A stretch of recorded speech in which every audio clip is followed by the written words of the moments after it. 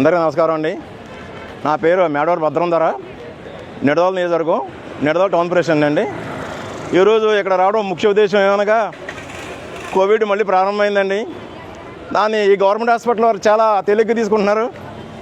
ఎందుకనంటే మేము స్వయంగా వచ్చి సూపరింటెండెంట్ గారిని అడిగితే ఆల్రెడీ 20 బెడ్లు వేసాము, 50 మందికి సరిపడా కిట్లు ఉన్నాయన్నారండి.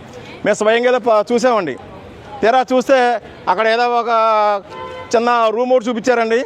ఇప్పుడే కడుగుతున్నారండి. అది కూడా అక్కడేమో బెడ్లు వేసాము, 50 మంది రెడీగా ఉన్నాయన్నారు. ఇక్కడ చూస్తుంటే వందలాది మంది వస్తున్నారు. ఒకళ్ళు కూడా మాస్క్ ఇవ్వట్లేదు, అవేర్నెస్ తీసుకురావట్లేదు గవర్నమెంట్ హాస్పిటల్. కనీసం గేట్ కూడా గార్డును పెట్టి మాస్క్ ఉండాలయ్యా, మళ్ళీ కరోనా వస్తుంది, ఏంటి మీరు మాస్క్ లేకుండా ఎలా తిరుగుతారు బయట అని ఒక చెప్పే నాదులు లేడండి. పేరుకేమో గవర్నమెంట్ హాస్పిటల్, ఇంతమంది ఎంప్లాయీస్ అండి. అక్కడక్కడ చెట్ల కింద కూర్చుని సోదులు చెప్పుకుంటుంది తప్ప వచ్చిన పేషెంట్లకి అయ్యా అలా చేయండి, ఎలా చేయండి, శానిటైజర్ వాడండి, మాస్కులు పెట్టుకోండి అని చెప్పి ఒక్కడు కూడా చెప్తలేదండి. ఇలాగుంటే రాబోయే రోజుల్లో ఎలాగుంటుందండి? దయచేసి ఇప్పుడు స్పందించి మళ్ళీ మేము రేపో ఎల్లుండో మళ్ళీ వస్తామండి. అన్ఎక్స్పెక్టెడ్గా వస్తాం, మేము డైరెక్ట్గా వీడియో తీస్తాం.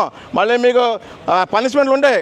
ఎప్పుడైతే మీరు ఒళ్ళు దగ్గర పెట్టి సక్రమంగా చేస్తారో ఈ కరోనాని దిగ్విజయంగా మనం బంధించవచ్చండి. అంతేగాని ఏదో వస్తున్నాం ఉద్యోగానికి, అక్కడ ఏదో షెడ్ పెట్టాము, మార్చిని పక్కన ఉందంటండి ఆ షెడ్డు. ఏమండి అక్కడ చూస్తే ఒక సిలిండర్ లేదు, సిలిండర్ గోడలు ఉన్నాయంటే వస్తాయంట. ఇంకెప్పటికి వస్తాయండి? బెడ్లు ఉన్నాయన్నారు, ఏం బెడ్లు లేవండి అక్కడ. కనీసం కింద దుప్పట్లు కూడా వేయలేదు ఏమని. దయచేసి ఇప్పటికైనా స్పందించి రాష్ట్ర ప్రభుత్వానికి చెప్తామండి. ఏదన్నా కంప్లైంట్ వస్తే రాష్ట్ర ప్రభుత్వానికి సంబంధం అండి.